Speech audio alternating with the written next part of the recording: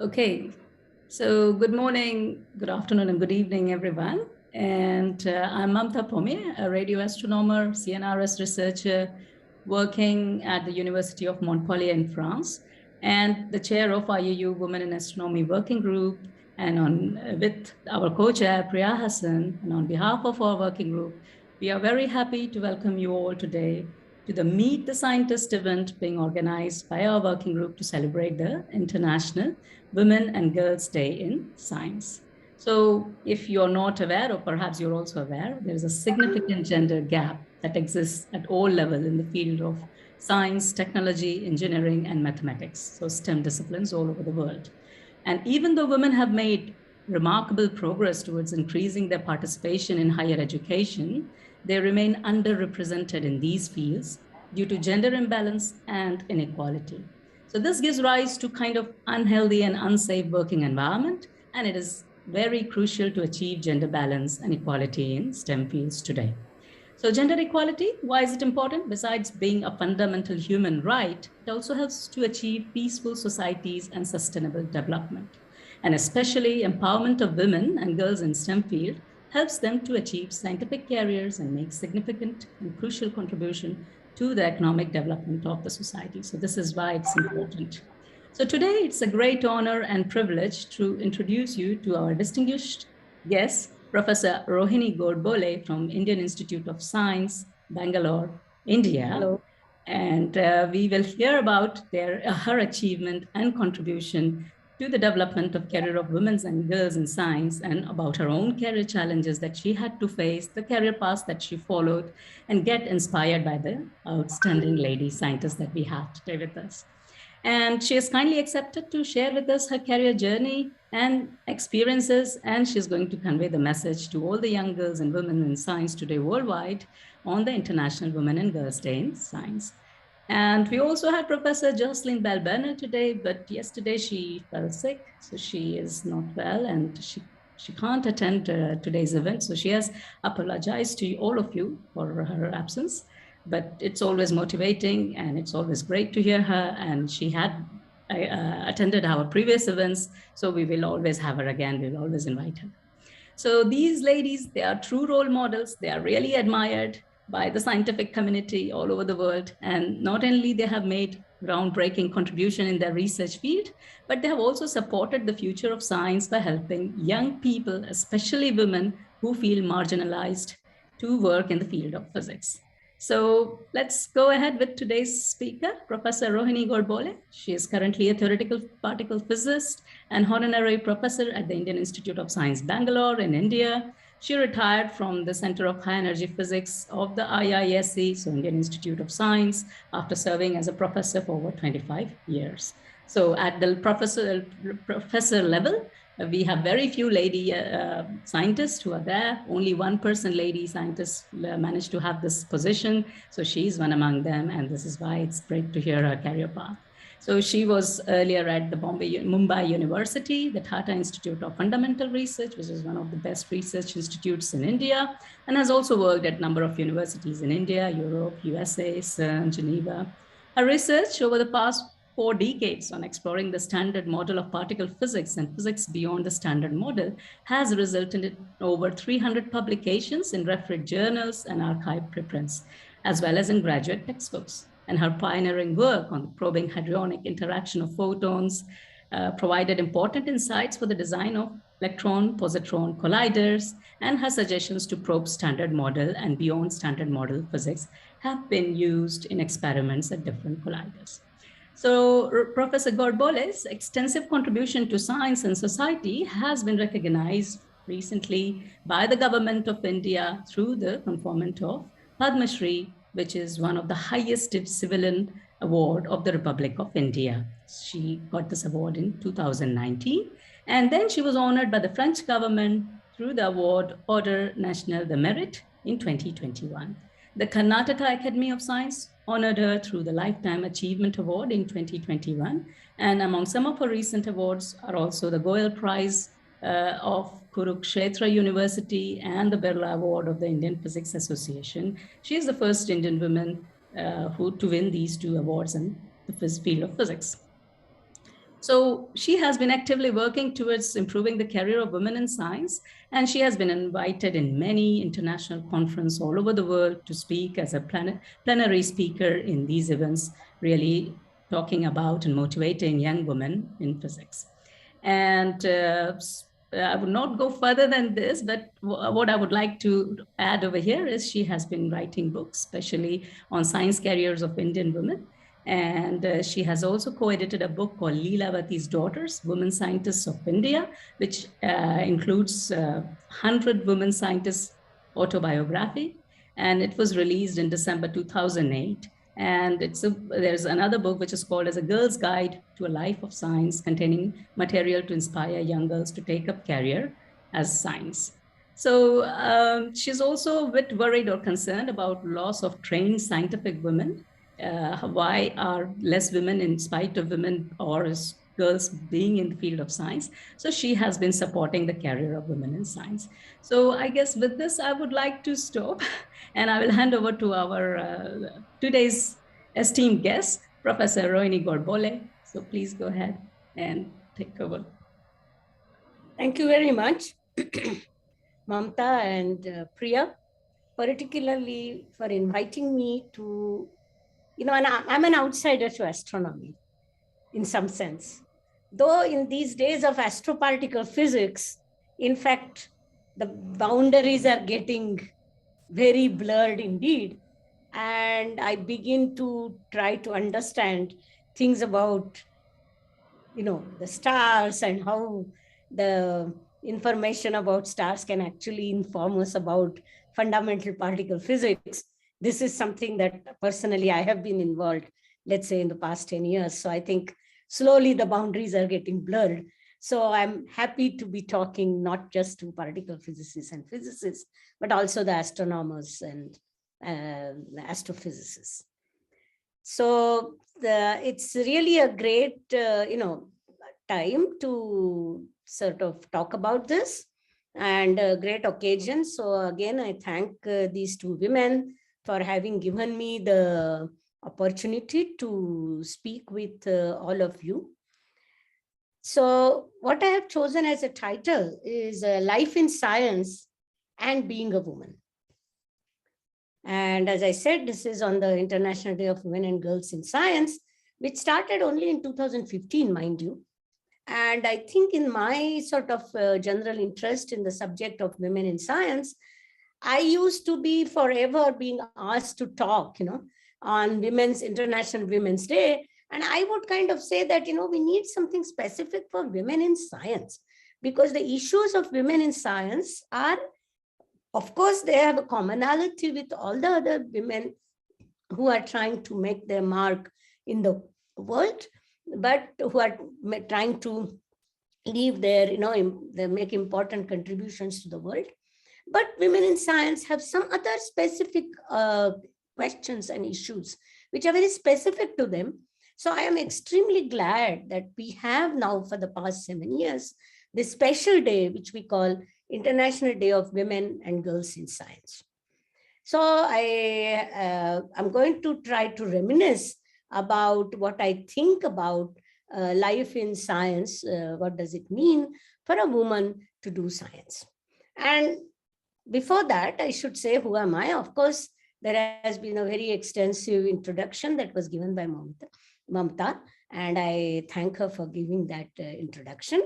So I will not continue and talk about this, but what I would like to say is that another one thing that has happened very closely, importantly, because of the particular area in which I work, is that I have actually worked with in the international level, with international physicists in a big level, and somehow the world of science that I can think of is a global world of science. And I have been working there for more than about 45 years, first as a PhD student and then as a scientist since 1974.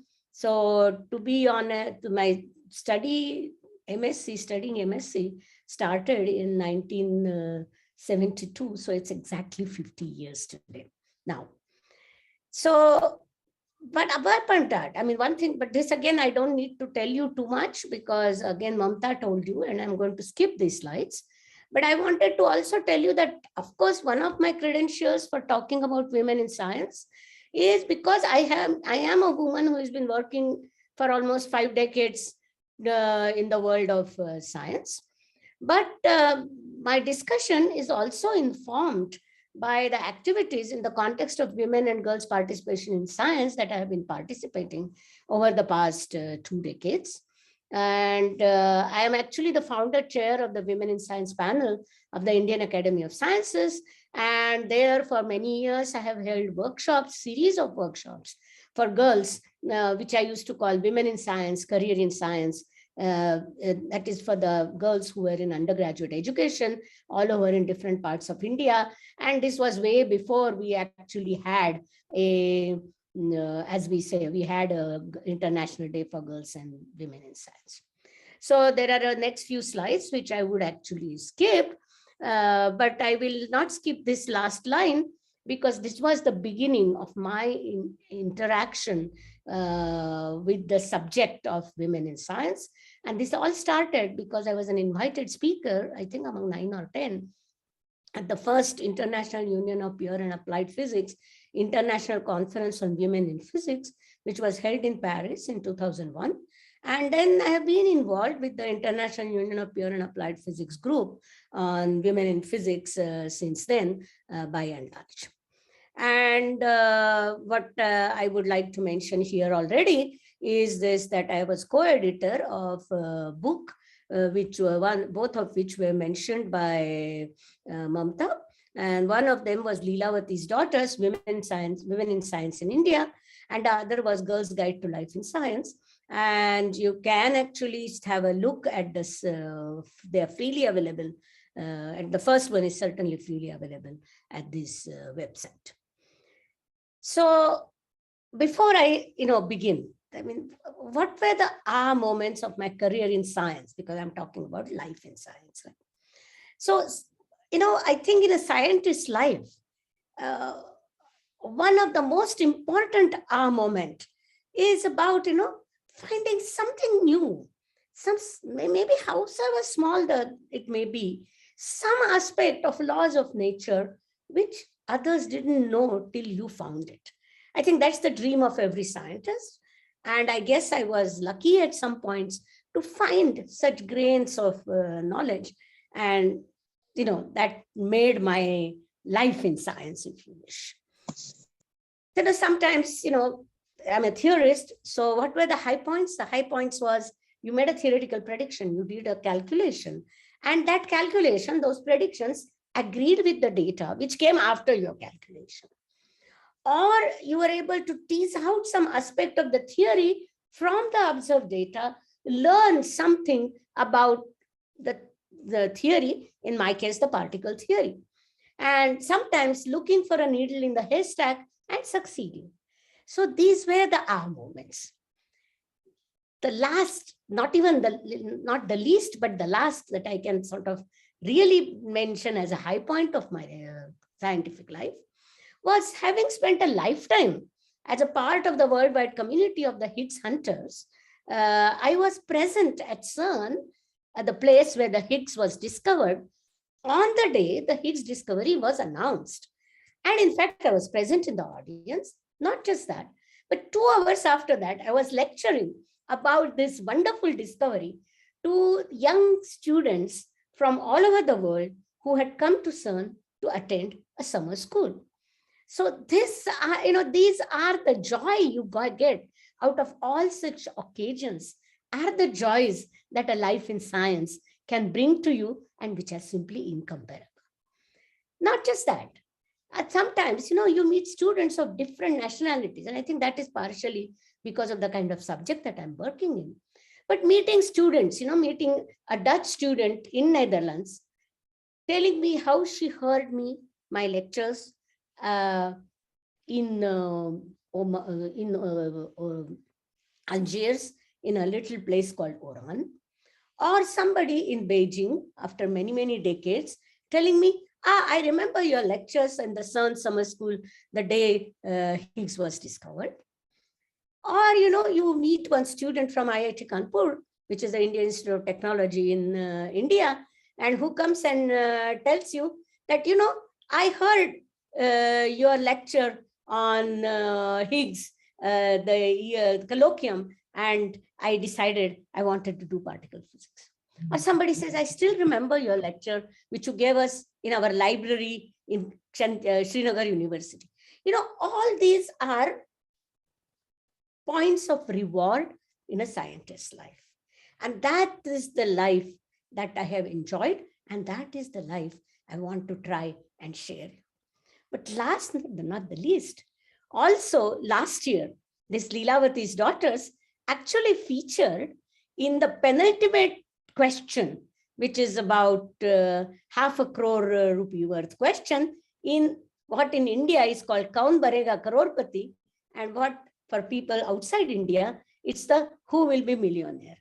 So that actually told me how much the subject of women scientists now has becoming, it's very slowly becoming part of the social psyche in India. And that, I think, it's really one of the very rewarding thoughts, moment and for me. Because having studied in an all-girls school, I will tell you in a few moments, where till the 7th grade, we were taught only home science. I think for me, indeed, this has been a case of, you have come a very long way, baby. This is a very old advertisement of cigarettes called Virginia Slims. And it used to show a woman smoking cigarette, and it would say, you have come a long way, baby, because this was the time when smoking cigarette was considered the epitome of emancipation. So, this is society and the way it has changed. But I think now the society realizes what are the real emancipations. And that is the thing that I want to discuss with you.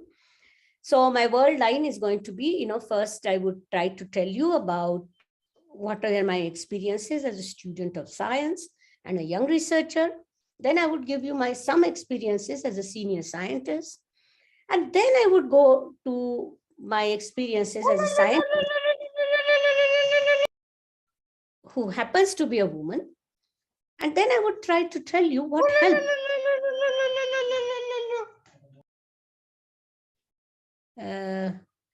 Excuse me, Priya. Excuse me, Mamta. Sorry. We will. Yes, so I have removed that participant. Okay. Yes. So shall I continue? Yes, please. I'm sorry. Yeah. So I plan to give you a very short description of my journey, and I will try and tell you what helped me arrive where I am today. And I hope that this talk will also then give you a glimpse into what is meant by the life of a scientist, of any gender for that matter. What is the aim, the challenges, and the excitements of a life in science? Then I will tell you what does it require? What are the steps that one needs to take to be a scientist? What are the milestones by which one measures the success or the different stages of this journey? And what are the special aspects of this journey because one is a woman? So I should actually say this, I already told you that the origin of this particular talk is actually in a talk which I gave first at this international conference that I mentioned already. And as I said, that was the beginning. So I wanted to reproduce the cover of that article, as it were, which says Being a Woman Physicist, an Indian Perspective. And this was the article. So this is just for the show. And I would say that I would recommend, or I would request you to look at this URL of the book, Leelavati's Daughters, which has been published by the Indian Academy of Sciences, which was mentioned a few times already. And this is the URL. And this is my own article in that book. And what I'm going to tell you is a story of this interesting journey that I have also cataloged in this article in this book, somewhat updated. So let's begin at the beginning. I was born in Pune in a middle-class family in 1952. It valued education. And when I say it's a middle-class family, that means it was a family with limited financial resources. And we were all girls. I have no brother. And that may have had implications for the but perhaps not, the support we got, all of us, in our education from the family. But actually, one of my first role models, as it were, for going in higher education was my own mother. Because when she was married, she hadn't completed her bachelor's degree. She finished her bachelor's degree after 3 of us were born, me and my 2 sisters. And then she did her master's degree after the 4th daughter was born. And my father was supportive of her education in all this time. And he was taking...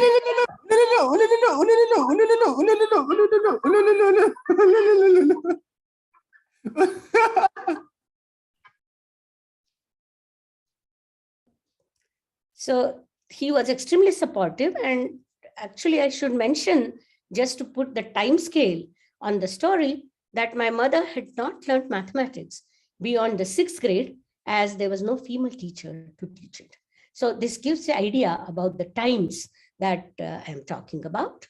And here, this is 1964. I actually won a state scholarship, which was 10 among a few thousands. And it was just 1 rupee less than the school fee per month. But the point is that this scholarship played a very important role in my life. Part of it was that I was the first girl actually in my school to get it. And the reason was very simple. All girls school used to teach only home science till the 7th grade. And school teachers actually took extra time out to help me prepare for this examination, because there was one paper in science. And it was not a surprise that no girl from my school had got this scholarship till that time. Then one of the teachers, all these teachers in my school were actually women. And one of them actually asked me to come home, where her husband, who was also a school teacher, used to teach science. And that was my beginning of journey in science. And actually, when I was at the last year of my school, we had an essay competition, and the essay asked reforms that may be introduced in my school. You can see, this is, I have reproduced it from the school magazine. This is me, author at the age of 15 or 16. And I would just read the first few lines. I said that our school has been teaching domestic science. We used to call it not home science, but domestic science, from the 5th standards, 5th to 7th standard. It is correct that the girls should know domestic science. God knows why I said it is correct. But however, my practical experience is that this was a great handicap for me in my high school scholarship examination. And I would suggest that general science should be taught to enable us to compete better in the high school scholarships and SSC examination. SSC is the school's leaving certificate examination. So in fact, I wrote this in my article in this magazine. And believe it or not, I think I had a pretty progressive school. My school teachers actually took these suggestions to their mind, to their heart. So I had 2 things. One was that there was this teachers who taught me when I needed it after school hours. And then another one, my school headmistress of my school actually took this suggestion to heart. And the girls who came after me actually could have a course, study science, right from the high school days. So one of the lessons that I already learned now from this story is that when you clearly understand what you need, you should actually try to see whether you can build a support structure such that you can get the necessary support. And I think that definitely people are ready to help those who help themselves. This is at least the lesson which I draw today from this particular event. In 1968, I finished my school, and again, I was actually among the top 30 in the entire state and about 100,000 students. Then in 1969, I actually appeared for what used to be called National Science Talent Search Examination. Remember, this was a developing India. India had become independent in 1947. So it was a young independent India, and governments wanted to have special schemes to attract young students to pure science. And that was actually the aim of this scheme. And I appeared for it. I got it also. And this, there used to be about 100, 250, 300 scholarships in a total, for a total group of about a few thousands. And this widened horizons beyond my little hometown that made possible the next big steps. So these two things, one, my teachers who took time out to teach me science because it was not being taught in a regular classes, and this particular examination, these two things are actually the reason, I think, why I am in science today, talking to you at this point on a life in science. And, I received my BSc, my bachelor's in 1972. I was again, a rank holder. I went to Indian Institute of Technology, which is a very prestigious institute in India. There used to be 5 of them. Now there are a few more. And then I went there for a master's in physics.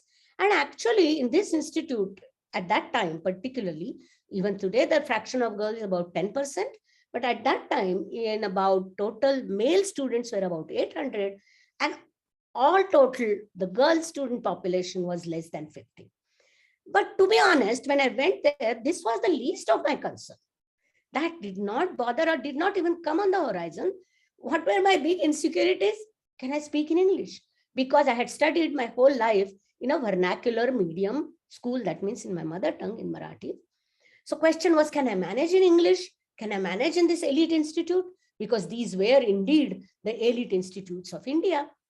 And I must also point out that I could go there to study only because of this National Science Talent Search scholarship. Otherwise, my middle class parents wouldn't have been able to afford it. So you can see that the fact that I could move forward on my way in science was actually due to the programs that were put in place to attract young to science, not necessarily young women to science, but young people to science. So in 1974, I got this master's, and I must say that I had extremely supportive and friendly classmates. We were 3 girls in a class of 17 masters, and I think all 3 of us were in the top 5. And I don't remember the slightest rancor or the slightest issues that either of us, any of us, had with any of the other classmates. I think for none of us, gender really came into picture. And I don't believe there was any gender bias in teaching. I don't think there was any gender bias in appreciation of the success of a woman student. And I don't think there was any gender bias in the treatment by my class friends. However, there were some protective attitudes by some of the teachers, to which I will come later when I generally talk about gender issues and aspects of mentorship. So in 79, I went to US where I did my PhD.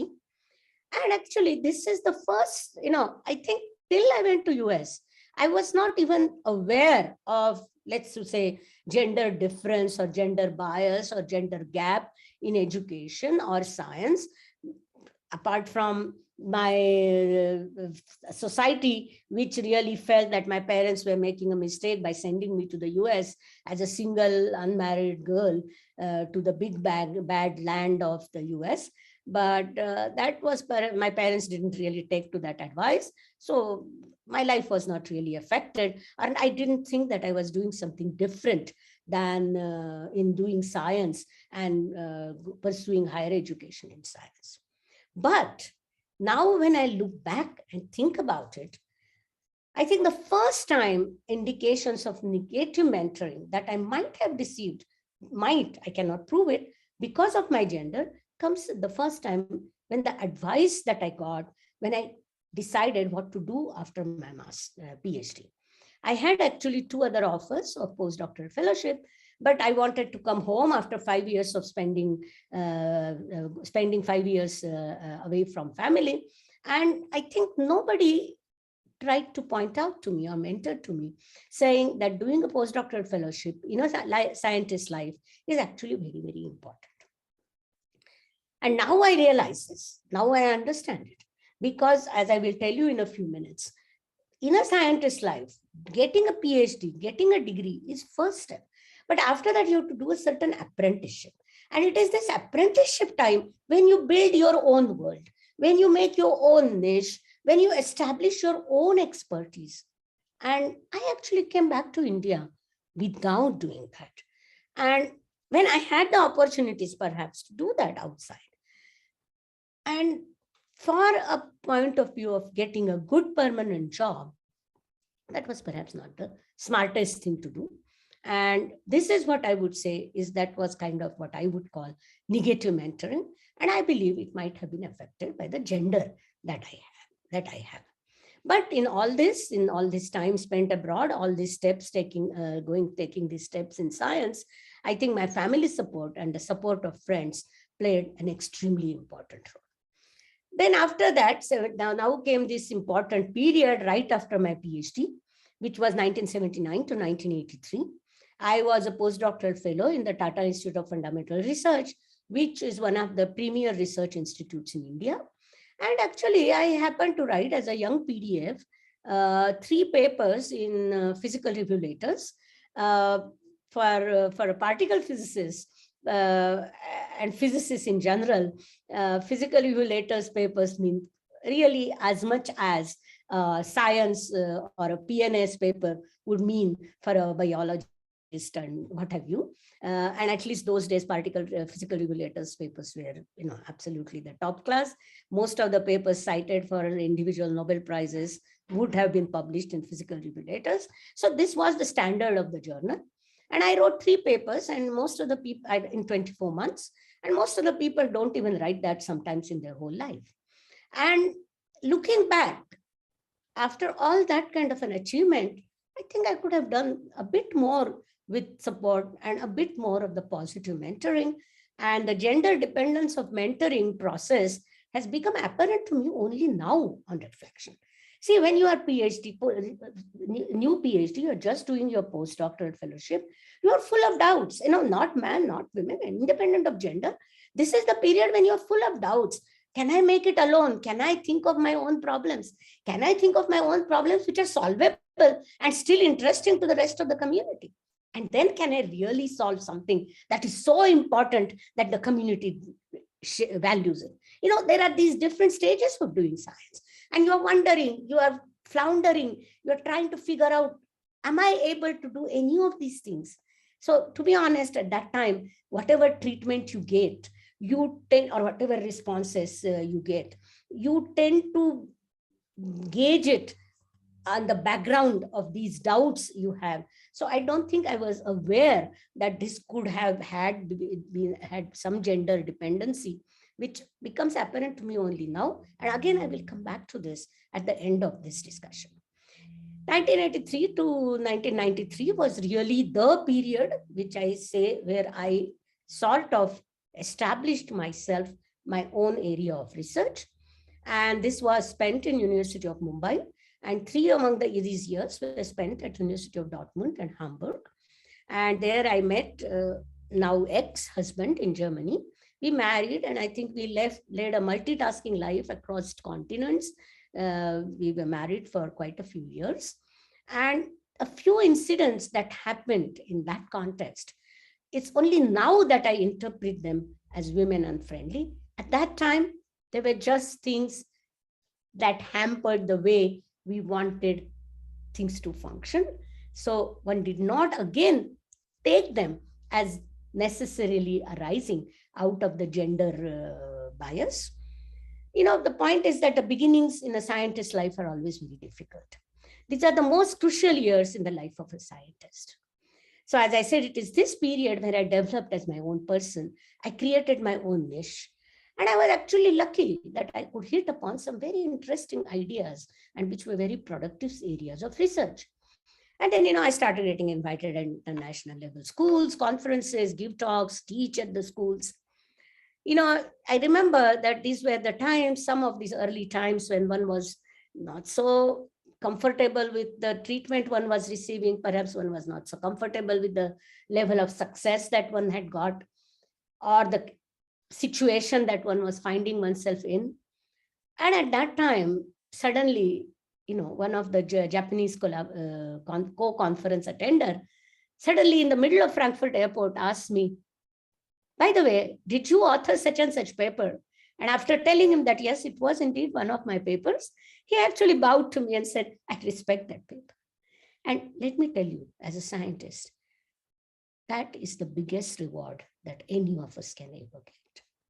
The biggest reward of a scientist is the appreciation by co-scientists, by telling, for the things you have done, for the research you have got. I slowly became, and it can actually do wonders, especially at times when you're not confident of yourself. Then you say, okay, if someone else also thinks it's good, then it must be good, So I became an expert of sorts in collider physics. I started guiding PhD students. Did work which got international recognition. Actually, my work opened new directions of research in collider physics, and on. It became very good. It became, it was very busy life, but I had a lot of support from family and friends during this time. There was time when I said in this period when it got so hectic that I said, maybe I cannot do this all. Maybe I should leave it. And then I remember a very old class friend writing to me and saying that the bug of science has bit you many, many decades ago. Don't give up this life.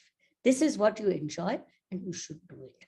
So this is what I think is the real point of being a scientist, that you want to do it. You do it because this is what you want to do. It's of course it's a profession, but it also should be a vocation. My experiences as a young researcher were really a mixed bag. And obviously, I had support from my collaborators in the Tata Institute, students and the postdoctoral fellows. Even after I left the Tata Institute and joined Bombay University, I used to actually, be in the Tata Institute quite often. And the informal nature of science collaborations was to me very, very important. And for theoretical sciences, this is actually something very cute.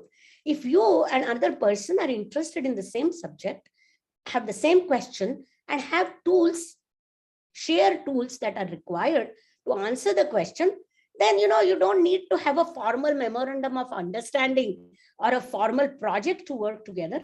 You work together. That is the beauty of science. And my TIFR friends actually and the colleagues accepted me as part of the family even if I was no longer officially employed there. And that actually supported me emotionally in doing my science at the level at which I wanted to do it. At the same time, appreciation of my senior colleagues at the Mumbai University for my wanting to continue the research in the cutting edge, and the moral support that I required towards that was also very, very crucial. Because I remember going to Bombay University and one of the senior colleagues in TIFR in the beginning saying, oh, now you can forget about research. Once you go to a university, you cannot actually do research. There is no time left for you to do research. And when people were saying things like this, in fact, being able to have the support from the university, which says, yes, please go ahead and follow your dream, having confidence in my abilities at both the ends was something that was crucial to me. And after that, actually, the period kind of eased out. I got IIT Distinguished Alumnus Award. That is, I was actually, I think, among the first women. I was also among the first very few, and then from basic sciences. Then soon I got elected as the fellow of the Indian Academy of Sciences. And I think I was the first woman in physical sciences to be elected a fellow in the Indian Academy. I was perhaps the second woman to be elected in physical sciences for the Indian National Science Academy. And once this started, it provided the necessary nucleation center for the awards and rewards, which kept on coming. But as I told you, the most important of the awards and rewards is the appreciation, which I got when I was much younger. In 1994, I moved to Indian Institute of Science. Again, this move was driven by personal reasons. Because, I can share this with you. My ex-husband said that this was one city in the world, in India, that he could think of spending life. He was German. And I moved to Bangalore, but unfortunately, that reason disappeared with time. But professionally, it has been a good move. And then I started getting more and more involved also in the science administration at the national level. I became member of the editorial boards, selection committees, scientific advisory committees. I was actually involved in the India-CERN collaboration steering committee. I have chaired the committee that conducts schools for graduate students in theoretical high energy physics. This is kind of a 30-year-old tradition that's going on. Then I got involved in starting a series of international high energy physics workshop in India, so on and so forth. I mean, these are all parts of a scientist's life, which come beyond writing your papers, guiding your PhD students, writing your science textbooks. These are all what I would call community duties, duty towards community that you do. And here I realized that women actually do have a special edge when it comes to setting up collaborative efforts.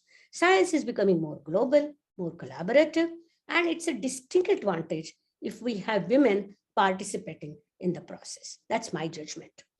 After my move to IISc, I built many international collaborative projects. I got involved in international study groups, which on discussing future colliders, but they were then future, and in 1994, and some of which are now actually reality, like the Large Hadron Collider. I slowly developed an international profile. And actually, I must say that I had not actively thought much about gender and science till about 1994, 1995. I don't remember thinking about this. I never did think of myself as a woman scientist. It's only now when I look back about some of the experiences, I realized that they were perhaps influenced by my gender. But at that time, and throughout, and since I never thought about it, I was only wanting to be considered as a professional scientist, and I wanted to be valued for my science. And luckily, I think I got some recognition for the science that I was doing. And I don't think that I ever wanted any special, some special dispensation because of the accident of my birth, which was that I happened to be a woman. In 2018, I actually superannuated, and now I'm continuing as an honorary professor. I still have students. I continue with my research. I'm writing a graduate text on the standard model of particle physics. And in the last 2 years, I've been 3 years almost, I have been, I have got some awards, some national higher civilian awards like the Padma Shri, as well as the French Civilian Honor for Foreigners, which was also quite a surprise, but I can say that it feels nice. So now this is my journey as a scientist.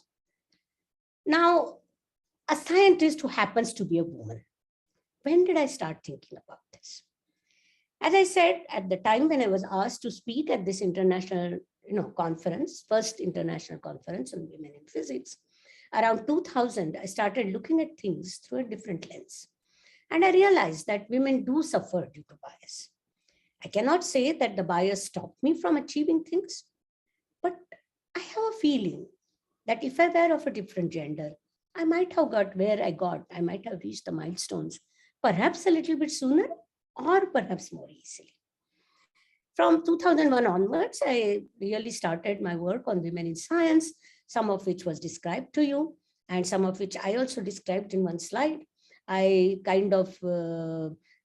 being a fellow of both the science academies, I was to some extent involved in forming panels of the academies for women in science, as well as bringing out some special reports on the status of participation in science by Indian women. Then we brought out these 2 books that I told you. Then we also directed a survey and brought out the report about why, because in India, this is a very specific problem to India, I feel. We don't have shortage of women doing PhD even. We don't have shortage of women studying STEM subjects. And that was, that has remained unchanged since my time, that students studying women students studying STEM has not been considered strange ever. There is not a problem. The problem actually comes when women want to participate in doing science. And then the number plummets down from about 30% to 35% PhDs. The fraction goes down to 10 to 20% when it comes in faculty. So why does this happen? So we had even directed a survey saying trained scientific woman power, what fraction are we losing and why? So I have been also, the government of India has put in many programs in place for women in science. And I have been involved in, many of these programs, sometimes as resource persons, sometimes as the chairs of the committee, so on and so forth. And I would say that the last bit of my contribution has been really in being able to contribute to a chapter in the policy document of Indian government. And for the first time in the science and technology policy document, Indian government, we have included a chapter on equity and inclusion, where specific recommendations have been given how to increase and participation of women in science, and how to make it more effective, how to make it easier for women to contribute to science. So, since I'm talking of women in science, why, and I already mentioned in the beginning that I'm happy that there is a day for women in science. Why do I say that? I say that because there are some special aspects of a life in science compared to other professions for women. And the one I already mentioned, and I want to emphasize on that, and that is that apprenticeship right after PhD is actually quite essential in a life in science. And the second important point is science does not wait. So, what happens usually is that the time after PhD, when you should put in this apprenticeship and when you should build your own world of science, you should also start your family if you want one, because the body clock is ticking and the science clock is ticking. And it is this period when both the clocks are ticking, this period is where I think we lose women. And this is the period where we need to make support structures. As a matter of fact, most of the women who contributed to Lilavati's daughters actually talked about the support structures that they created in this period. So, another thing about being a scientist is that being independent matters. Doing a PhD is not enough. One needs to create a niche for self. One needs to do one's own thing. One needs to stop working with what the supervisor has asked one to do. And right now, I would say that at least in India, the Indian government has put in place processes to help women overcome this very visible roadblock about how to negotiate this road bump. But to be honest, there are more invisible road bumps. And that is one of my second conclusion, that the invisible bias is actually the second big showstopper for women in science. Now, this invisible bias may even be unconscious or unintentional. I'm not really complaining. I cannot judge it always, but the invisible bias does exist. And we need to be open about this elephant in the room. And we need to see how the challenges that women face to do this invisible and unconscious bias can be eased. And for that, actually, I feel that you need to mentor the mentors also. We need to mentor both the women scientists, the male scientists, the society, all of them, to realize the existence of this invisible bias. And then we need to figure out how to handle this. There is a wonderful film called Picture a Scientist. It's available on Netflix. And I will actually recommend many of you to go and see it, because I think it gives wonderful examples about, of course, the obvious biases, but also the unconscious and the invisible biases. In fact, even today, I find that most of the people think that these discussions are to be held for women and by women. But I feel that unless we also involve men in the awareness raising programs and mentoring the mentors, things are not going to progress very fast. So what do we need to do? What helps? What helps? Again and again, I keep on telling you, family support. If not real family, extended family. In India, actually, we are quite lucky. Such extended family support is very easy to come by. But the important thing is, this is now the message for the women, that don't feel guilty about asking for help. Because the point is that one of the, I would say, the severest invisible bias is the unwritten assumption that getting the family and career balance is a woman's responsibility alone. The minute we get rid of that and start asking free to ask for help, actually a lot of problems begin to get sorted out. Then, mentoring. As I said, this mainly in the tender beginning times, you really need the mentors. And for the mentors, I like to tell them that take the me out of mentoring. Be a mentor and not a tormentor. Try to be aware of your own unconscious biases and make sure that your mentoring is not affected by them. And for the mentee, there are some reality checks. Be confident. Of course, aim for something, but before that, be from a scientist's point of view, analyze clearly whether you have the wherewithal to reach a particular aim in science. If, for example, I want to work on general relativity, this is a very minor example, I better be damn sure that I understand differential geometry. And if I'm not good at maths, then I should try to think of doing something else. But once you set your goals on a particular thing, be firm about it. Be confident. Don't let others decide for you. At the same time, don't try to be a superwoman. It's important to try and develop your own support structures. And I really believe in the old adage that, the fate helps those who help themselves. I think the society and the surroundings will help you if you help yourself by understanding what support structures you need. Life in science is not necessarily easy. There are no free rides. But then the real thing is that it's truly enjoyable.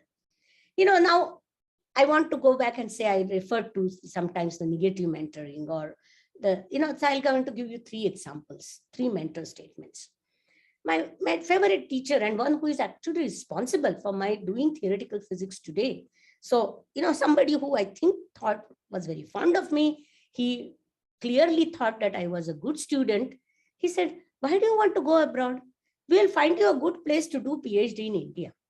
On the other hand, to a student who followed the next year and who had the same credentials as I, namely both of us were at the top of the class, both of us had done projects with him. And to him, he said, why do you want not to go abroad? You should go abroad because that's a good experience. As it turned out, I did go abroad. This next year's student did stay in India and did his PhD in India. Turns out both of us have successful science lives. But coming back to this, I feel that this, why do you want to go abroad, was out of concern for my security, out of concern whether I would be able to lead a life alone in the US. So this is sort of the protective attitude. So sometimes the protective attitude in the mentoring can affect the mentee.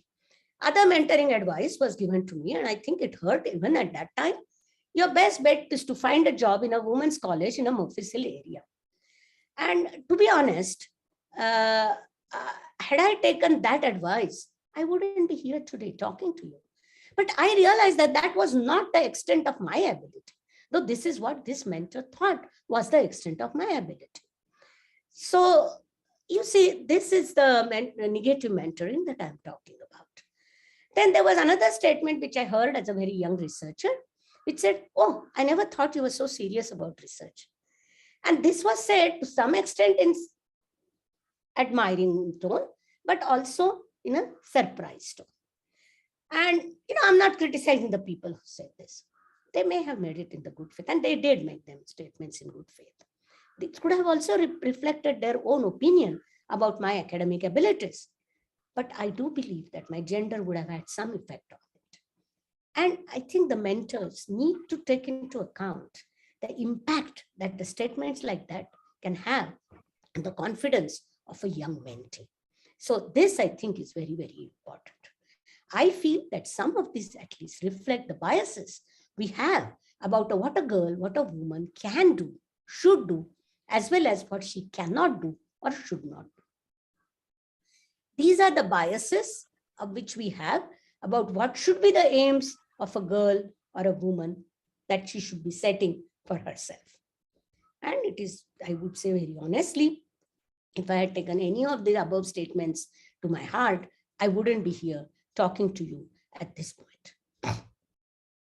Now, I want to end with a few random thoughts that one point I want to make is that the discussions of gender equity in science are, of course, there for giving an outlet to the creative abilities of women scientists, also for correcting the past injustice, also for making use of the entire intellectual potential of the community, of humanity. All these things are there.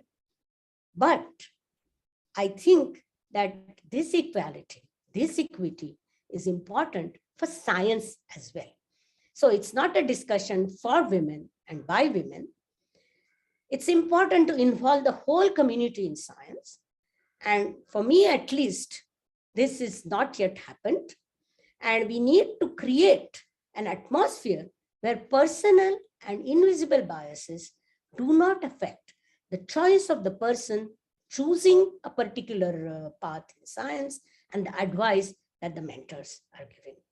I would like to kind of come to a close with a quote from Jennifer Doudna, the Chemistry Nobel Prize winner of 2020. She said, "We need to ensure that women feel welcome and enabled to contribute fully to society in whatever way they feel is important to them, whether it is through being moms or being involved professionally or some combination." I would like to say that to me, the most important thing seems to be for all of us to realize that women are important to science, just as participation in science is important for women. All women need not do it. All women need not want to do it. All women need not do it superlatively, just as all men do not do it. All men do not want to do it. And all the men who do science also do not do it superlatively. So it should be just a gender neutral story. This is what I feel. I feel to all the young girls who want to be scientists, I want to also tell them that we have to be professional when we are doing science. Having a good idea is not enough. You have to be ready to break your back at times to realize that idea into a concrete and a useful, worthwhile investigation. The joy and excitement is in thinking of an idea that people have not thought about it. And do your two bits in uncovering some aspect of the truth about nature that was not known till then. You need enormous perseverance. Sometimes things take time to work, and also sometimes after what seems like a lifetime spent on a particular problem, you have to learn to give up and say, this is not going to work out. So these are all parts of being a scientist. Also doing good research and training students is important. Equally important is that you have to be involved in the scientific community in which you exist. At a senior level, you have to also owe something to the scientific community. I think it's a bit of a hard life, but frankly, all good things cost it. And all I can say that it's all worth it. So all I do is wish you all again, all the very best on this International Women's and Girls' Day in Science, and wish you all the best in your life in science. Thank you very much.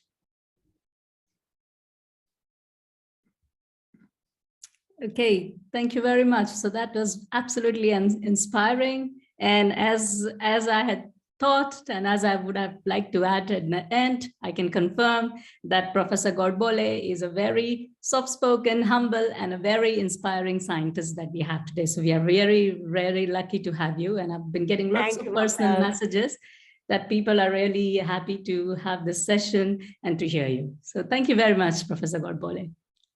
Thank you. And hello, Samaya. Good to see you. Yes. So we are also... Yeah, thank you so much. Yeah, we are very lucky to have Samaya here. So she has agreed to be a part of she is a fantastic, role model. Exactly. Everything that I see of her, Yes, yes. So we have Samaya, we have Priya, Hasan. We also have many students who are attending. So all the students or the participants, if they want to ask any questions, they are welcome to ask questions, and don't hesitate, get inspired.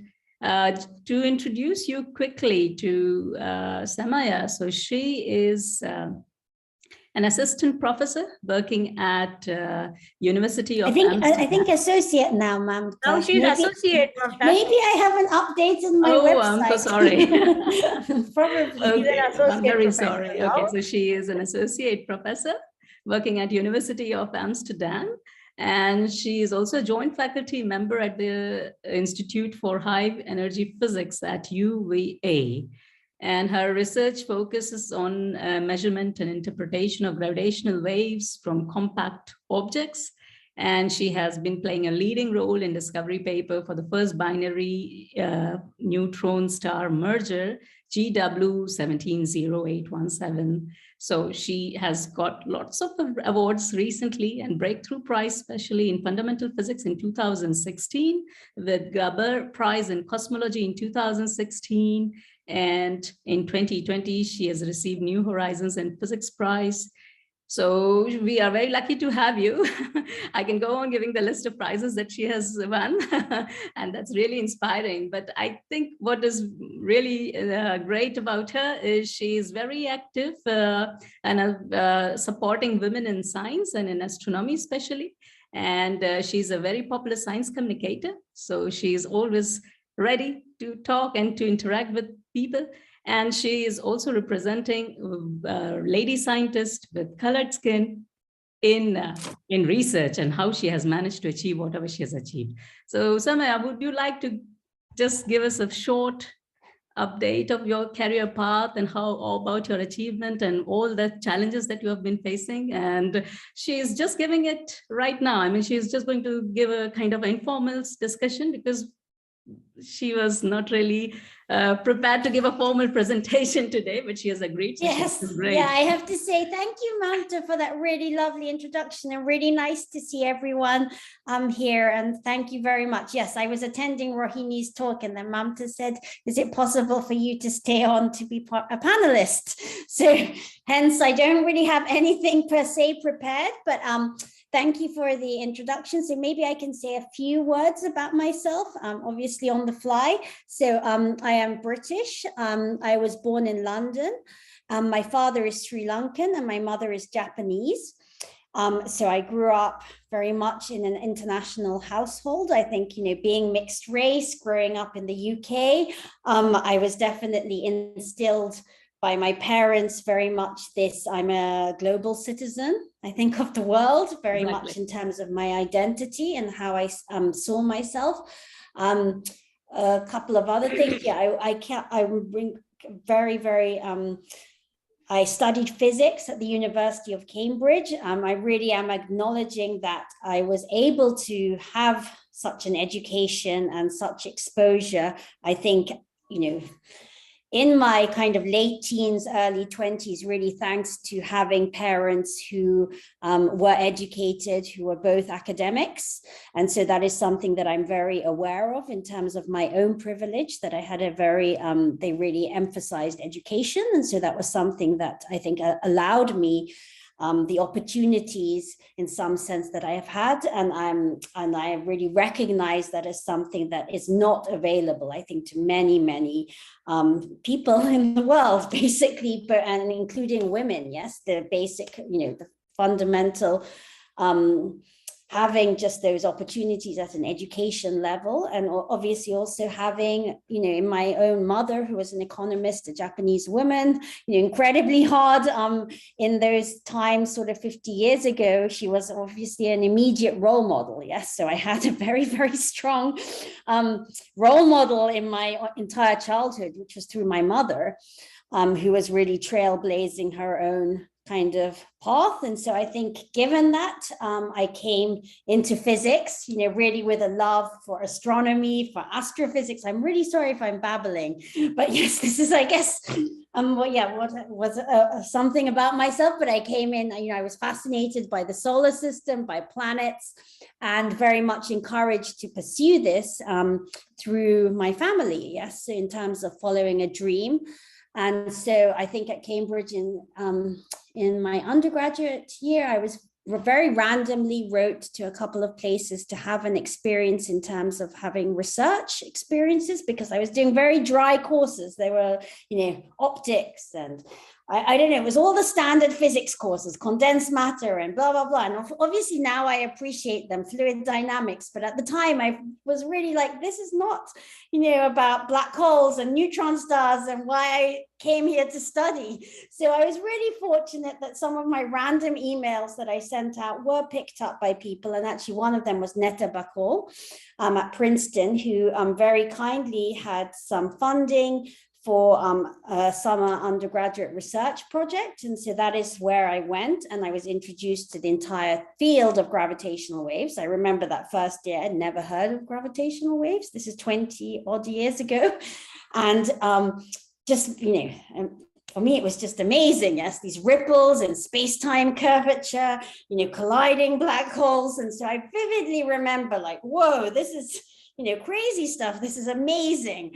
Yeah. And just being completely fascinated. And that, I guess, was the initial start into my entire next, where I am now, yes, was this gravitational wave. So I think, as Rohini mentioned, it's a confluence of different factors, but, really, family, education, having those opportunities. I guess, yes, there was also me as a person, going out and writing random emails to people who just happened to be kind enough to reply. And, all of those things, I think did lead to this very enjoyable, but also challenging career that I've had in the last 20 years. And so since then, I did my PhD in France. I really wanted to work on pen and paper mathematics.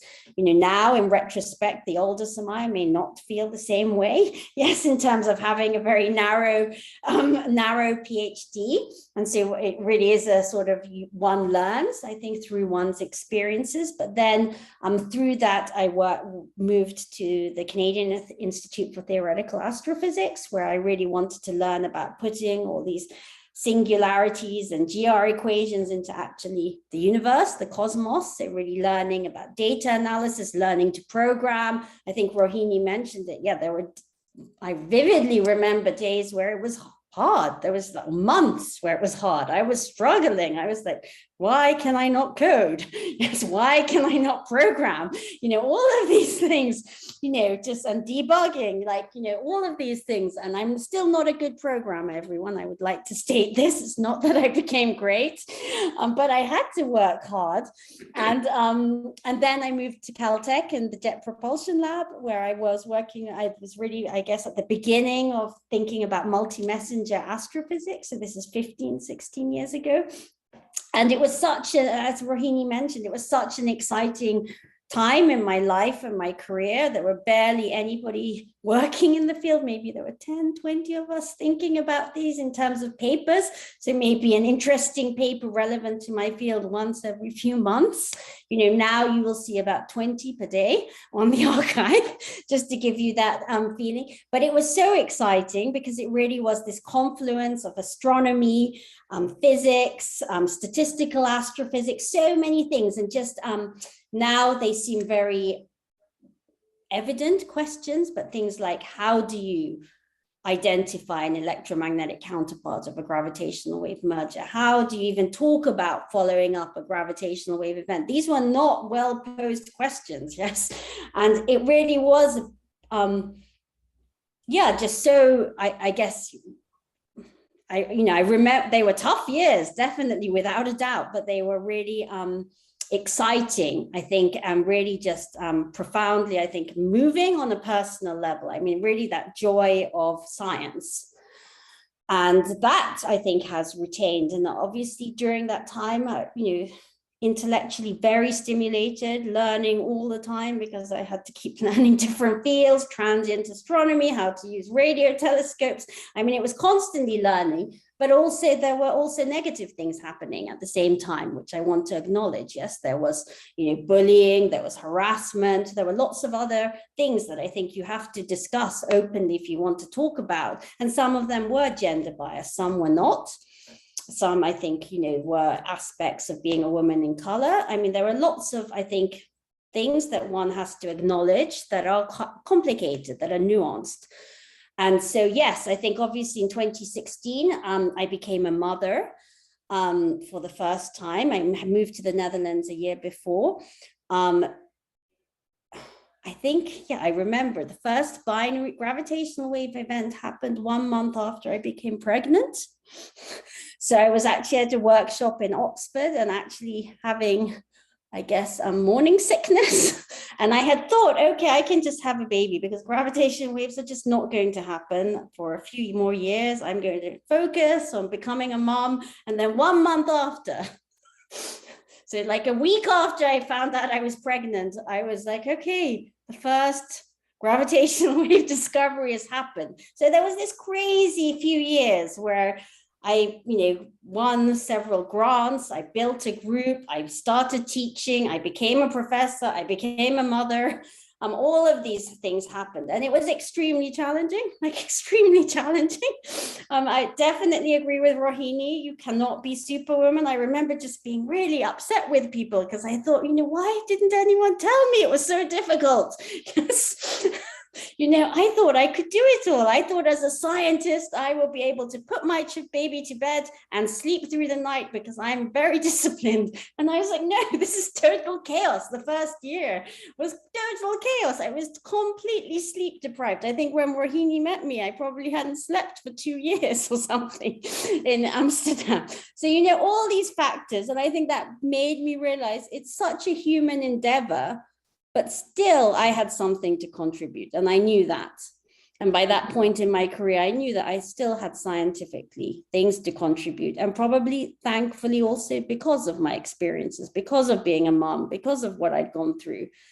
And then I'm really babbling here. Yes, I will finish very soon. But I will say 2 things. So after becoming, after really struggling to find a permanent position before gravitational waves were detected, once that happened, it became very clear to me, what was important to me was to be able to support and to mentor and to provide the opportunities that maybe I didn't have, or that I didn't have the guidance, or, really to, I think, open up that discussion for early career scientists. And for me, that remains like my number 1 priority. That gives me the biggest joy is seeing my group members, my students, not just my students, but also people I know, seeing them succeed. That is something that for me is profoundly and beyond, it's very nice you mentioned these prizes, but those things are really irrelevant in my, I guess, my individual thing. For me, they allow one to do things, to create opportunities. And that for me is, why I have appreciated them. Yes, why I'm honored to be recognized is really because it allows me to do things for others. And that to me is very much my philosophy, is the future looking. And the second thing I think I'm very proud I did do was coming to the Netherlands as a non-Dutch person, was realizing, and also being one of the, I think, a couple of women in color faculty members in physics in the whole of the Netherlands, was realizing that was starting this National Equity and Inclusion Committee. In 2019 for the Dutch Astronomy, and that's maybe encompasses 800, 900 people. And it has been tough, but it's been incredibly rewarding. And of course, it has taken away from my own research time, my own science time. I would prefer to do those things, but I think in the context of what I care about, it has been so important. So I'm going to stop there, Mamta, because I have really babbled, so apologies. Not at all. I think that the way that you have just introduced yourself and you have spoken, it shows how enthusiastic and how important it is for you to whatever you're doing. And I guess that's what is inspiring for everyone. So that's Could I say something, Mamta? Sure. Please go ahead. No, it's because Samaya, this is just absolutely, there was so much resonance in almost everything you said. So it's good and bad. I'll tell you why I say it's bad. There is 20 years between you and me. And the world has not changed that much. It should have changed more. Exactly. Yes. That is the only thing that I feel a little sorry about. That, but on the other hand, I still think that we are on the good path. And I could not agree more with you than saying that the most important period is this early career. Yes. Research. Yes. And the most we can do to handle that or help women handle that. That's all that we really need to do. I don't think we need anything beyond that. Because one of the things I have realized, and I think Samaya would also agree, I'm sure, and all of you would agree, that your science, maybe in the beginning, people are not ready to give you as much credit as it sometimes deserves. I mean, your papers will be referred to, but the unconscious bias comes in the by the way, bringing out a reference to that work. Very often, you will find that if it's a man who has done that work, it gets much more referred to over a glass of beer or a cup of coffee. But for a woman's work, it gets referred to in the paper, of course, because people are all scientific and they realize the work for what it should be. But there is this additional bit of, extra that doesn't still get added for a woman. And the day that stops, I think, is the day. And my feeling is that we don't need to encourage women to tell them, oh, you can do STEM. I think they know they can do STEM. I think that is one thing that I feel like telling all the people, that they don't need to be drawn to world of science. They are there. What you want to do is that those who are drawn there, how do you help them to stay there? So I just wanted to say this, that I sort of, it is so much resonance between what Samaya said and my own thoughts that I had to just add this. Thank you very much. Great. Thank you very much. Yes, we all agree with Samaya, but there are other point of views also, and there are other questions also that comes up to our minds. And one of the questions that I would like to ask maybe everyone is in this panel is, what do you think should be the social responsibility of a scientist? I think Samaya already answered that to some extent, no? Yeah, I mean, she has given her point of view in general, which is applicable for everyone, men and women, both. Yeah, I mean, that is, I think to some extent, I also address that, because I think you have responsibilities, social responsibilities in two different ways. One is your social responsibility to the scientific community. I mean, to be honest, I think many of our scientists, because we live in this rat race kind of thing, people don't have time even for that. I mean, it's a shame that people don't even have time to give extra lectures to students. People don't have time to, give summer school lectures. I have to write this review article.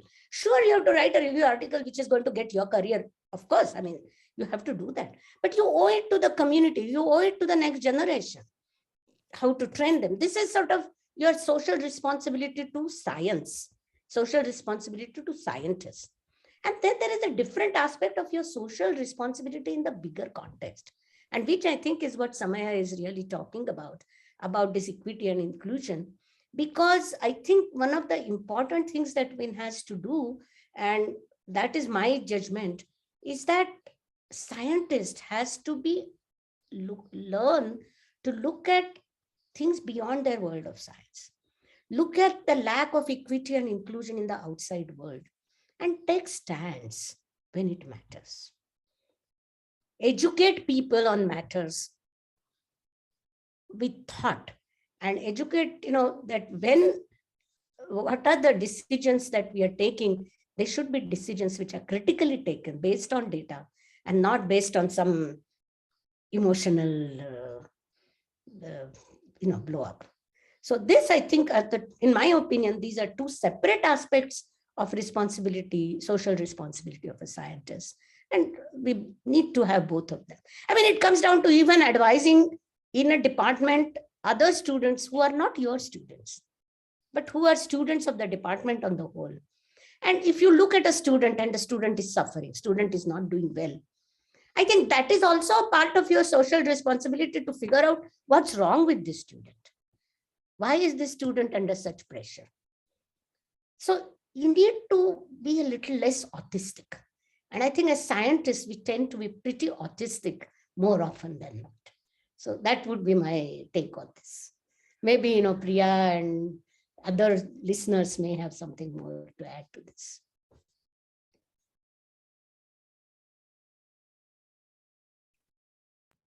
Yeah, good.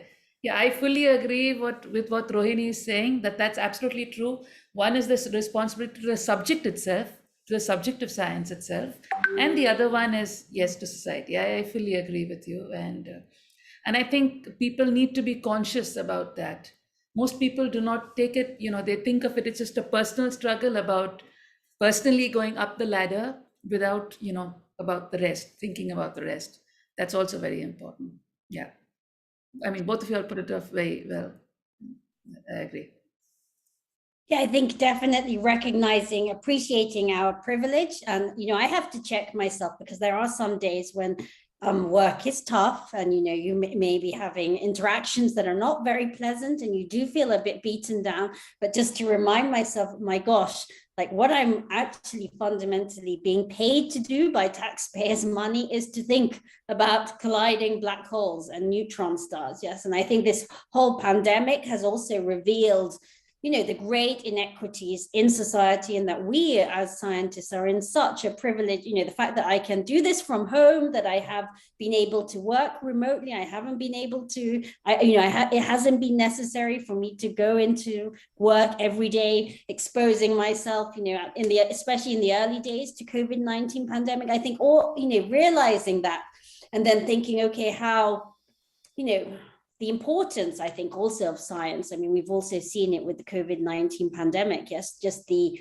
I guess, need for more engagement with society about how science works. What does data mean? How do you interpret it? I mean, all these big questions. Astronomy allows that, to learn and to develop those skills and those thinking skills. Yes. And I think that is one thing that I realize myself, I have to work more on.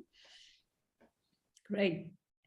Right. So then the next question is that, as you already, both of you have acknowledged that, and even we have done the survey and we've seen that things are not really changing so much for women in STEM. So there are many women who are taking STEM fields, they are studying, but somehow they are not being maintained in the field. And so we are having like 20% astronomers and other women astronomers, and that too, not so many at very high positions. So they are not being maintained so well in the field. So the question is, what can be done to secure the future of women in research, in astronomy, in physics as such? And how do you encourage young girls to take up scientific career? Or maybe they are interested, but since they're not being retained, so you lack role models. So how to solve this problem? Do you think having kind of specific grants or specific prizes just for women to continue their research career is something that we have to adapt to have some kind of quota system for having pointing them? Yeah, no, it's a really interesting question, Mamta. So do you mind if I, Priya and Rohini, I'm sorry if I cook. Please do this, Samaya. This because I'm speaking too much, but anyway, yes. I think, there are two things. I think one thing that we have spent a lot of time in is obviously in hiring processes, especially also at the student level. And at least, in Europe, I can give the European perspective, we have seen those numbers, going increasing. But I think what is clear that is missing is obviously at the higher levels. People always said, oh, it just takes time. You need 20, 30 years to see the effects, and you're not seeing it. Yes, the data is not showing that. So why is that? Well, I think, one thing that we have not done is, putting structural things such as really focusing on retention, on championship, yes, of women, yes, of junior faculty, of postdocs, having all of those kind of structures, because you do need to, I mean, it doesn't naturally happen. Yes, hiring one woman here, hiring one woman there. I remember hearing a YouTube talk, I think Jocelyn Bell gave in 2006 or 7, where she said, she realized that actually, you need to make kind of concerted efforts, yes, and that is maybe not necessarily through just women's prizes or, directed specifically to women, because I think, as Rohini mentioned, equity and inclusion is much broader. There are many, many other issues that are coming that are critical today: LGBTQ, ableism, also racism. I mean, there are so many issues. Yes, so I think having that much more intersectional approach, I think, to celebrating and championing women is very important. I think that's key. Secondly, also just practical levels, which places are doing, but they should continue to do. They should not be discouraged to do. Is things like childcare support. When women would like to go to conferences, making sure your institution is allowing that, yes, or the conference that you're organizing is providing some childcare support. Those kind of things, they do matter. Yes, that financial assistance, universities being aware that if you hire a postdoc or tenure track who is going to be having children, that you are offering the maximum support you can for them to really be able to enter these new stages in their life and in their career. Great. Yes. Actually, there is only one thing I would like to add to what Samaya said, because she's almost said it all, which is correct. Because I don't support special awards and rewards for women. I will give you two reasons for that, very practical reasons, because I have grown up in times when one thought that one should set this up, that does something good. But then, to be honest, those women, I think people have used that as an excuse. And for a mainstream award, they would say, oh, we can always give her the best woman award. Yeah. And this I've seen being on the committees. I mean, because I think these awards don't change the biases. What you want to do is you want to attack the biases. You want people to, and I think there Europe is better than India. I will tell you, for example, since you talked about the Eurocentric view, I would talk a little more the India-centric view, because life is different and the cultures are a bit, actually it's very amusing. The cultures are different. There are some cultural aspects, but finally, the more they are different, the more they are the same. That is something I find completely amazing. So the point is, in India, for example, I think compared to the rest of the world, we have had programs for women to come back after a break. We have them in practice since 2003. I think at that time, the rest of the world was not even thinking of this as actively. So, and I have been on, and I have chaired the committees where we chose women. And I remember in the first round, we had 92% of the 100 fellowships that we chose were all women, PhDs, who had taken a break or had to take a break for about 4 to 5 years in their lives. And some of them did make the transition to the new career very successfully, and I'm very proud of them. But the point is that somehow we tend to think in India that once we do that, you take care of this and the problem is solved. And that's such a short range, short focused view, because that's not attacking the problem. Then the second point is about trying to hire more women. So of course you have to be, your hiring practices have to be more transparent. Hiring practices have to be more inclusive. And I think in India, we are still far away from the point where we are told that the questions that you ask should be independent of the gender of the person. In India, we still will be asked, so if you are offered the job, will you be able to move with your family? You never ask this person to a man. You should not be asking this question to a woman. And in India, this is still not an unacceptable question. It needs to be. So there, India is actually, I think, a step behind in Europe and US. But more than that, I think this will come because now there is a lot of sound, at least, is being generated.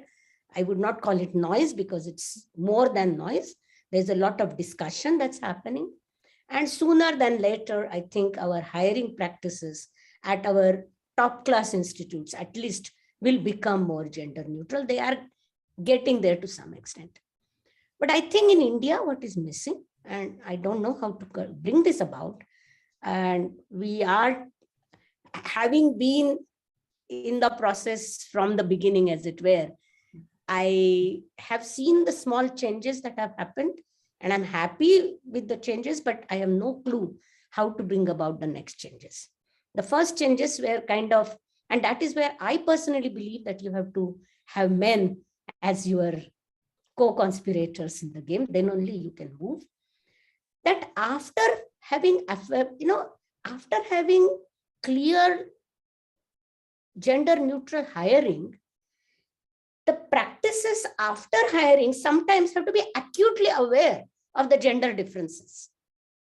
And that is something we are still not understanding. And one point that was made very clearly by Samaya, which I'm championing, but I have not been successful in India so far, is to create postdoctoral positions, PhD student positions. That possibility of extending those positions beyond the maternity leave period. Supposing you have your child in the last year of your postdoc or last year of your PhD, provide a bridge period of 6 months or 1 year in a fellowship. And in terms of money, once you are giving actually the fellowship, it's not too much of money. It's the mindset that has to be created. And the only place I have been successful so far, I found that there is a welcome group and DBT, Department of Biotechnology, actually have fellowships. And there they have now agreed where they extend a postdoctoral fellowship for a person by 1 year in case she has had a child. Of course, there is maternity leave. That is now become, once upon a time, even that was not acceptable. In the sense that I have been a postdoc when I remember that there was a young student, and in India that was very, very rare at that time. She got married when she was still a PhD student and had a child. And I remember on tea table, people in that Tata Institute talking and saying, what does she mean by having a child before she has finished her thesis? And then, we cannot give her maternity leave. The rules forbid it. So luckily for me, the Department of Science and Technology had just introduced maternity leave for girls in their fellowships. So I could get back to TIFR and I said that, no, you have to give her leave. So I think compared to that 25 years ago, we have come to some stage where the maternity leave is at least taken for granted. But I think we need to take the next step, because it's not enough to have a maternity leave. Point is that if you decide to have your child at that time, sometimes it's an accident, okay, or if you might decide that you want to have a child, then you need those extra 6 months just to be able to get back and make the transition. And I think that transition, when it is smooth, when you ease the roadblock, rather than saying that you get to the side of the road, stop your car, and then start the car again after 2 years, that's completely counterproductive. After 2 years, after being in Samaya's world, the data analysis programs would have changed. In my world, the important calculations might have changed, because the LHC would have made the discoveries for which I had done my calculation and for which I had the skills. So things change in the world of science. And I think what is really required is an appeal to institutions, to governments, to funding agencies, to make these flexible arrangements which do not cause extra money. And I think in my opinion, they are far more useful than creating funds for, creating new positions. What you can do is create funds to give them extra travel opportunities, give them extra collaboration opportunities, give them extra funds at that point. And only, actually, I feel all this needs to be done in your first 10 years of your research career. If after that you haven't made it where you can competitively, apply for things that are available, then you have to think, why not? But I think the first 10 years of your life are so important. And there, what is really important is realizing that there is a difference between a man and a woman in these first 10 years of their career. That's my take on this. Great. Thank you very much. Any questions? Any comments? Right. So I have one more question. And that is, we talk about maternity, we talk about how is it impacting the career of researchers, women researchers especially.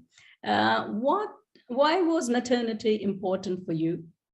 And what are the positive points of being women researchers having children? Oh,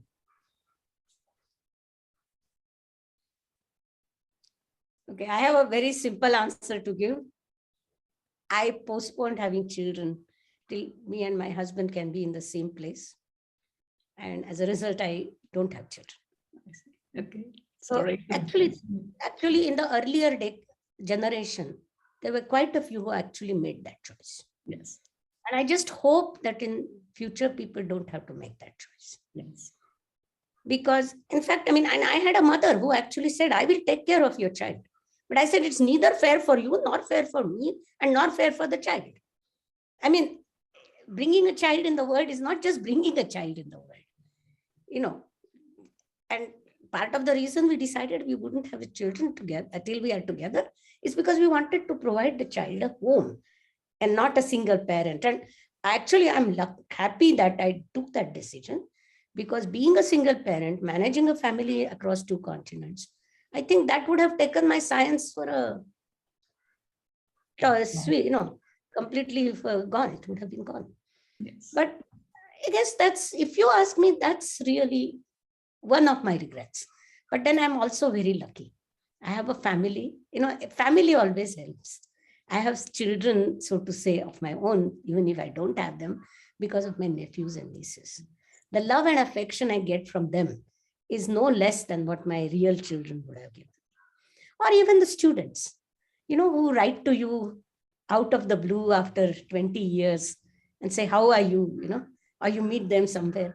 I think those are, though they do make up for it, but I think all I want to say is that this should be your choice and not forced upon you by circumstances, like I think in my case it was. So it's a small answer, please. Priya has something to say. Yes, Priya. Sorry, I'll just speak a little fast because then I need to leave. There's another meeting on. But I would agree with Rohini that it's the most important thing is that it has to be out of choice. It should be your choice. You should feel confident that you made that decision yourself. I did the crazy thing of I got married at 22 because I met the right person. And then I had my children also very early and agreed there was a risk at that point. I knew it could be, it could lead to problems because I was expecting my second child when I registered for PhD. So, that was a risk because you don't know what will happen, whether you'll manage to do your PhD. So that obviously is an additional worry, and then handling 2 kids with a PhD is a tough job. But I think it's definitely worth it because there's something to do with nature, right, which makes us mothers, right? And I think I would say there are no regrets I don't think that it is, time wasted on kids, which spoils your scientific career. I think it's definitely a good thing to go for. So I instead keep promoting that to young girls, that they needn't think that if they go in for a life in science, they need to kind of sacrifice the benefit of being a wife or being a mother. I don't think there's any such thing. It's a tough balance, but you can balance it. Most women can. No, that is definitely true. As I keep on saying, the moment others realize that it's not just your task to balance it. Yes. And you get support and help. And then like you said, and like you said, in India, we have so much of family support in the sense of mothers, mother-in-laws, and, other family, which really makes it very easy, much easier. Yes. Samaya, would you like to add something?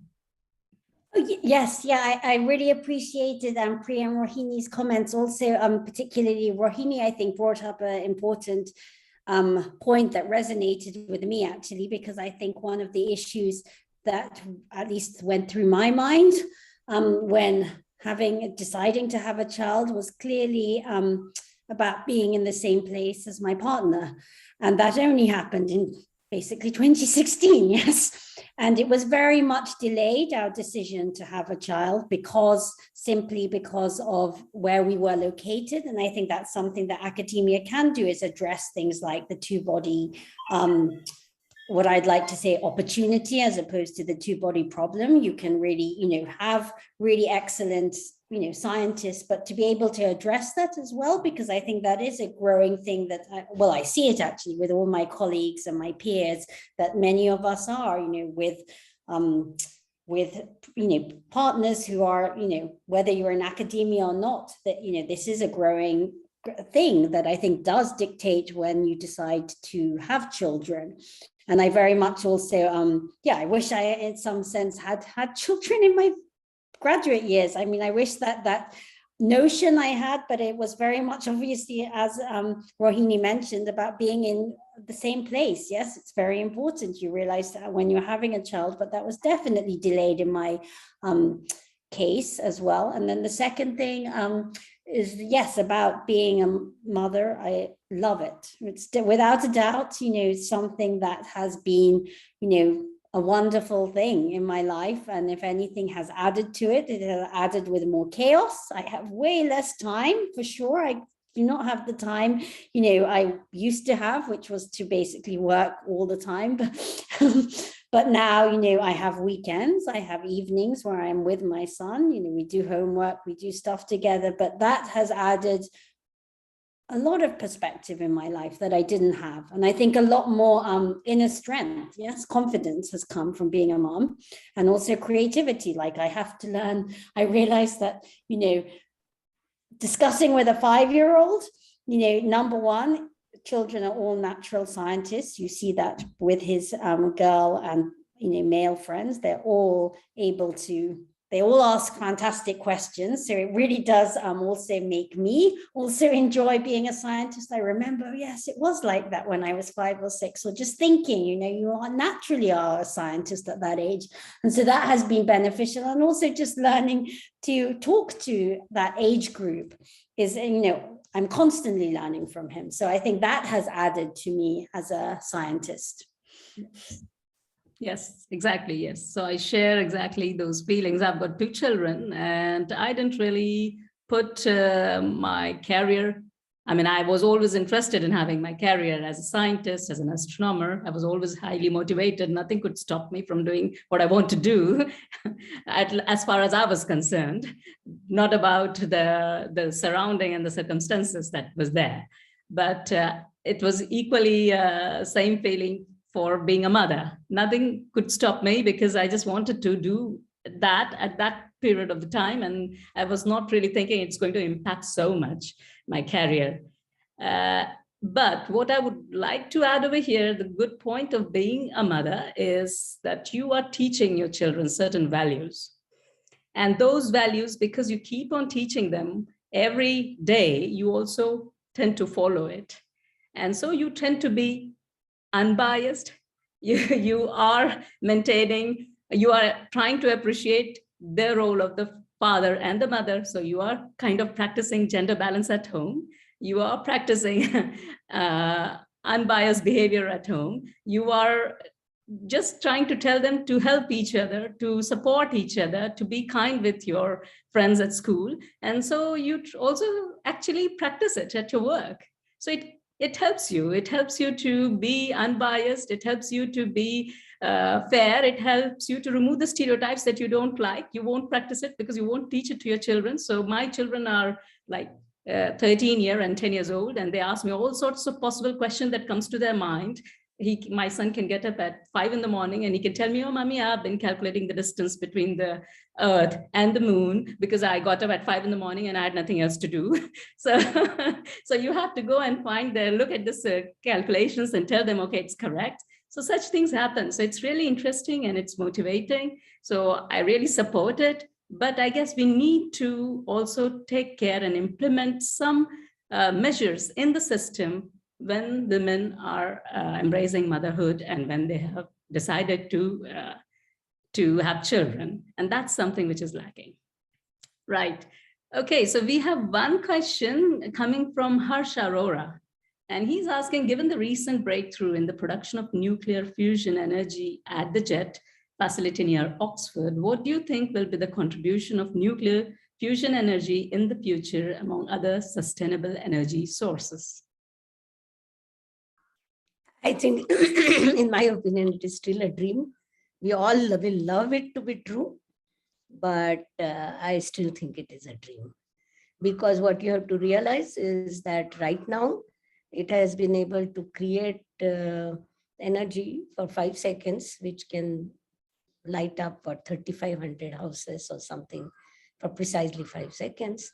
But what is the amount of the money that we have spent in generating that energy is something we still have to realize. So the efficiency is still some distance away. That's all.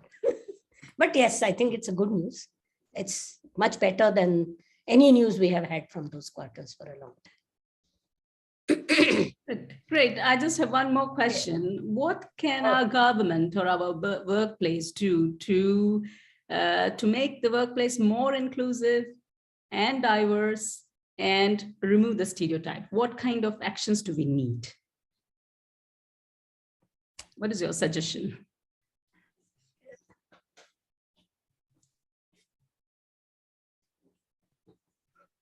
I think, maybe Samaya would have a better answer, because I think the kind of inclusion committee, that's my own suggestion. And that has been my suggestion in our policy document, actually. So I can just repeat it. There are, of course, specific policies in our document, policy suggestions, such as you try to consider the academic age and not biological age when you are looking at employment. When you are considering, for example, even for awards, look for example, from the point where you started your own faculty position, and then judge your achievements after that, not the ones when you were struggling to get your tenure. Some things like this. So these are obvious ones. But the one that I have liked very much, which I've seen, and I feel that's important, is I feel that each institute needs to have an equity and inclusion cell.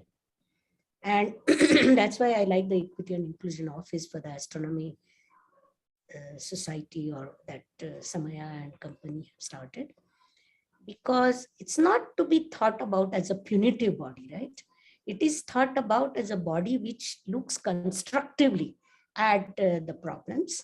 And what I said in the beginning already, that first is there are two parts. One is hiring, which is gender free, gender biased, which is gender unbiased, which is gender neutral. And then practices on the campus, which you put in place, which takes cognizance of the differences. You might, just when you say, gender neutrality doesn't mean that one size fits all. That you make one rule has been there from ages because there were only men. Now, if that rule needs to be modified, because there are women, and because the gender has certain extra requirements, you need to think about it. And I think my judgment is that it's not just gender. In India, it is language. In India, it is also the part of the country you come from.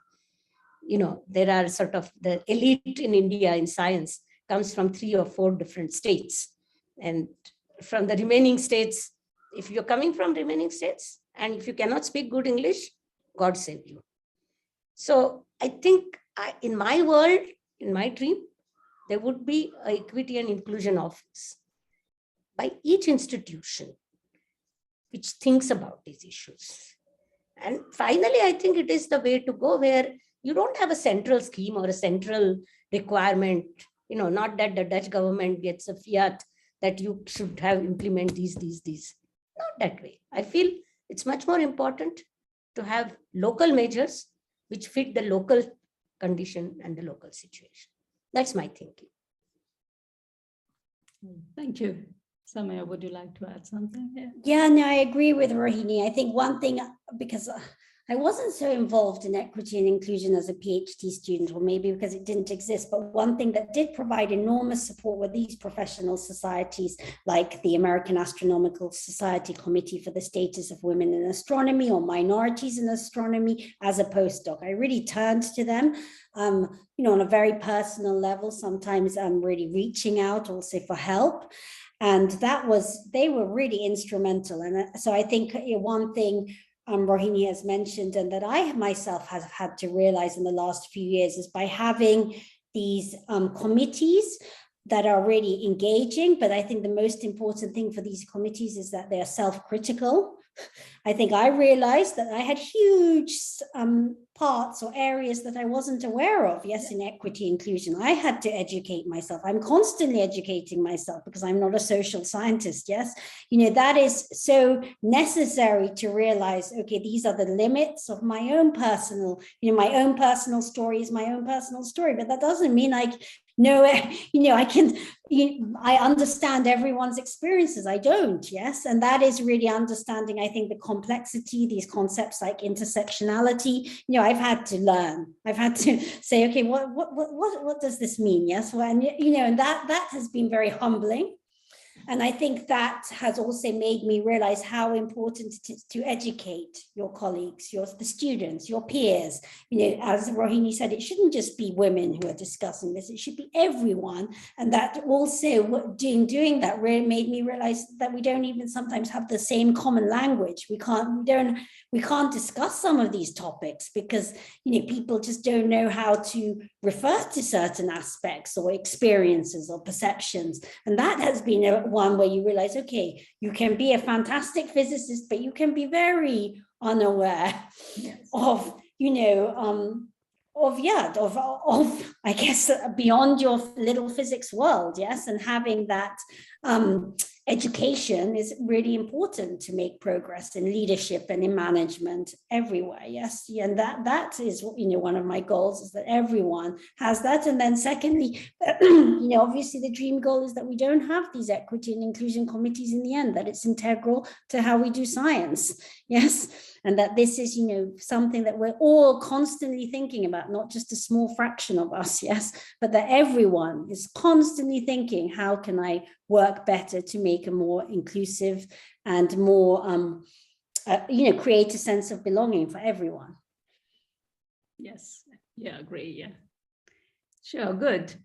Any questions from the audience? We have got a few of them left. Or any remark? Unfortunately, Mamta, I'm going to have to step out because Yes, I exactly. do Yeah, have a teaching meeting right now that I have great. to go Thanks to. very much, Samaya. I guess we are winding No, up. it was a real pleasure. It was so nice to see you, Rohini and Mamta, and thank you everyone for being present. And all the best. Bye-bye. Okay, goodbye. And I guess Samaya, we'll that wind you up could over add so here. much perspective to the discussion. Yes, And thank you Mamta, very maybe much, we Professor kind Gorbale. of close the shop now. Yes, Do you so think? I'll just stop recording.